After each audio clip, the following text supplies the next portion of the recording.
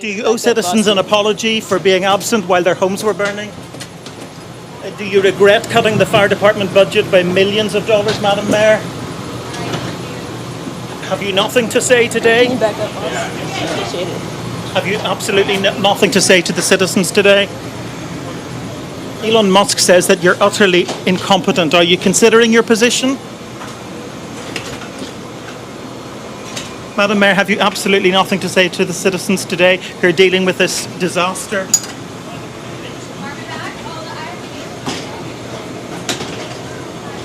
No apology for them? Mr. President, on California, Mr. President, during the pandemic, you often said that you didn't believe that you should bail out blue states that you believe were being mismanaged. Given your criticism of Governor Gavin Newsom, are you willing to work with him, and do you believe that federal aid should be provided to California for as long as it takes? Well, it's very sad because I've been trying to get Gavin Newsom to allow water to come. You'd have tremendous water up there. They send it out to the Pacific because they're trying to protect a tiny little fish, which is in other areas, by the way, called a smelt. And for the sake of a smelt, they have no water. They had no water in the fire hydrants today in Los Angeles. It was a terrible thing. And we're going to get that done. It's going to finally be done. I got it done from the federal side, and he didn't want to sign it, but it's not going to happen again like that. There's no reason. Can you imagine? You have farmers that don't have any water in California. They have plenty of water. They don't have a drought. They send it out to the Pacific, and it's crazy. So what's happening in California is a true tragedy. I know those areas very well. I have many friends living in those houses. That is a true tragedy. Nobody ever thought. I mean, virtually Beverly Hills and areas around Beverly Hills are being decimated. The biggest homes, some of the most valuable homes in the world are just destroyed. I don't even know. You know, you talk about a tax base. If those people leave, you're going to lose half your tax base of California. This is a true tragedy, and it's a mistake of the governor, and you could say the administration. They don't have any water. They didn't have water in the fire hydrants. They don't have water. And yet they have, the water comes from, you know where? Up north. And it comes down at levels, they give millions and millions of barrels of gallons of water that they have, and they send it out into the Pacific. For the Pacific, it's like a drop, it's nothing. But for California, it would take care of the whole state. So what's happened is a tragedy, and the governor has not done a good job. With that being said, I got along well with him when he was governor. We worked together very well, and we would work together. I guess it looks like we're going to be the one having to rebuild it. But what happened there, I don't think there's anything that I've ever seen quite like it. And the insurance companies are going to have a big problem because you're talking about big, big dollars. I hate to even ask this question, but the president-elect chose to attack you, blame you for this. One can't even respond to it. I mean, it's people are literally fleeing. People have lost their lives. Kids lost their schools. Families completely torn asunder. Churches burned down. This guy wanted to politicize it. I have a lot of thoughts, and I know what I want to say. I won't. I stood next to a president of the United States of America today, and I was proud to be with Joe Biden.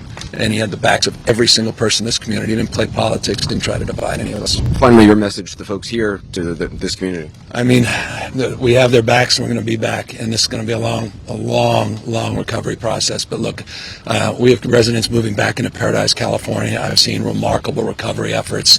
I've seen remarkable sense of community, purpose, resilience. So, I'm not just playing the politician role of optimism. I really am long-term optimistic. But the devastation to hear people wailing and crying, concerned about their pet, their family, they're just bewildered about what they're experiencing. And again, not just experience. I was not talking past tense. This is happening in real time. 0% containment. My heart goes out, obviously, to the people with their homes, and I'm watching the small businesses around us go up in flames. This is people's livelihoods, so it's devastating. But what is most concerning to me is our first responders and our firefighters who are trying to battle this. There's no water in the Palisades. There's no water coming out of the fire hydrants. This is an absolute mismanagement by the city. It's not the firefighters' fault, but it's by the city. And I'm going to be very honest. We've got a mayor that's out of the country, and we've got a city that's burning, and there's no resources to put out fires. So if you look at your pictures, you don't see the firefighters there because there's nothing they can do. And it looks like we're in a third world country here. And we've got a lot of tough questions that we need to ask the mayor and the city council and our representatives and the county representatives. Why didn't you work to mitigate this? What was your brush mitigation program? I heard you earlier talking about it's been dry because there hasn't been rain. That's not the biggest problem here. The brush up in these hills that are controlled by the city and the county, I would bet you that if they haven't been handled, mitigated, pruned, removed for probably 30 or 40 years. This was a disaster waiting to happen. And what's predictable is preventable. And who's paying the price are all of these people in their homes and their businesses tonight. Now, we'll rebuild, but the majority of this community is going to have a tough time rebuilding their lives. Historic fires decimating parts of our nation's most populous county tonight. And unlike the train derailment in East Palestine and the Hurricane Helene and, people in North Carolina, Georgia, Tennessee, and elsewhere, Biden actually showed up for the disaster in L.A. with Gavin Newsom, but only because he was already in L.A. And his remarks did not exactly inspire any confidence at all whatsoever in his leadership ability. Take a look. It's astounding what's happening. You know, I want me to good news. My son lives out here in the way. They got a notification yesterday their home is probably burning around. Today, it appears that maybe still standing, we're not sure. But the good news is, I'm a great-grandfather as of today. Okay, thousands of people lost their homes, but you're a great-grandfather. Congrats, Joe. Anyway, the president-elect, Donald Trump, he slammed Biden on Truth Social, saying, no water in the fire hydrants, no money in FEMA. This is what Joe Biden is leaving me? Thanks, Joe. Here now, Texas Governor Greg Abbott. Well, also, they're leaving wide open borders, Governor, and you've been dealing with that now for 4 years. Well, that's exactly right. And so this is being missing in action once again for Joe Biden. Remember that Joe Biden has a habit of doing this at disaster sites. Remember when he was at the Maui fires in Hawaii, talking about some rinky-dink fire that he had on his property. He always tries to inject himself into the disaster that somebody else is dealing with, and to raise his great-grandchildren at a time when you see these homes burning down and lives being lost is just outrageous. What is needed is exactly what President Trump delivers. You know, what is needed is for Joe Biden to stop giving money to the Ukraine and start providing it to North Carolina and, in this case, California, and helping out our fellow Americans and securing our border instead of sacrificing America just for the well-being of some other countries across the globe. Geez, I want to talk about my white privilege so badly.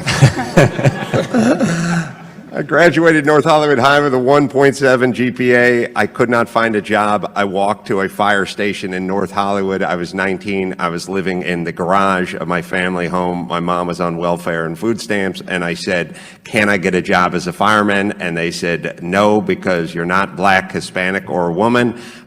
We'll see in about 7 years. And I went to a construction site and dug ditches and picked up garbage for the next 7 years. I got a letter in the mail sent to my father's house saying, your time has come to do the written exam for the LA Fire Department. I took it, and I was standing in line, and I had a young woman of color standing behind me in line, and I said, just out of curiosity, when did you sign up to become a fireman? Because I did it, or a person, 7 years ago, and she said, Wednesday.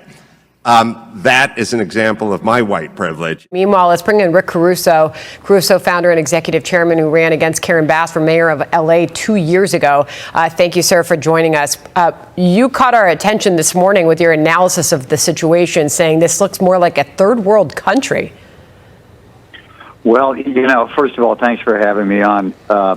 It does look like a third world country. The devastation up in the Palisades area is so widespread. Most of the downtown is completely gone. One of my developments up there was damaged. It's standing, which we're very grateful for, but we're not sure what's going to happen because there's still fires around it. But most of the downtown is gone. Whole sections of neighborhoods are gone. that I heard on your report, schools, churches. What's amazing to me is how widespread a devastation this could have happened in a relatively short period of time. One of the things you reported was the lack of water and fire hydrants. I think there's a lot of tough questions that need to be asked on how it happened. Was the city adequately prepared? Knew the high winds were coming in?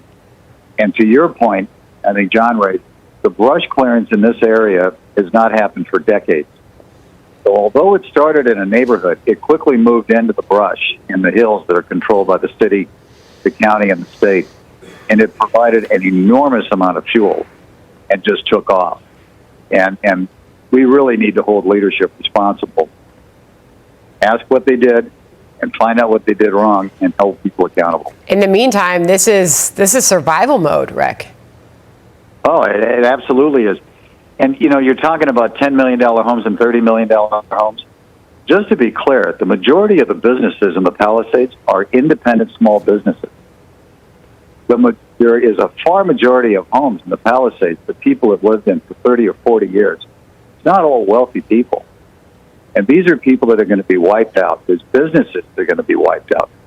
And this is what really saddens and angers me and frustrates me, is that the city has a sacred duty and obligation to protect people's lives and livelihood. And when you don't have water and a fire hydrant, you've got to ask some real tough questions on how the hell this could happen in a major city, the second largest city in the country.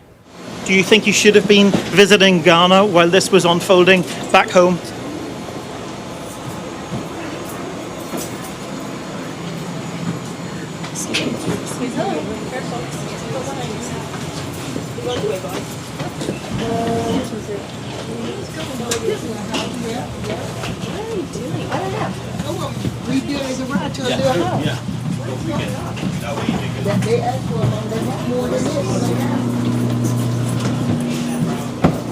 Madam Mayor, let me ask you just again, have you anything to say to the citizens today as you return? No. They're gonna come. Ma'am, hold on 1 second. Madam Mayor, just a few words for the citizens today as you return to deal with the catastrophe. Can you take this down?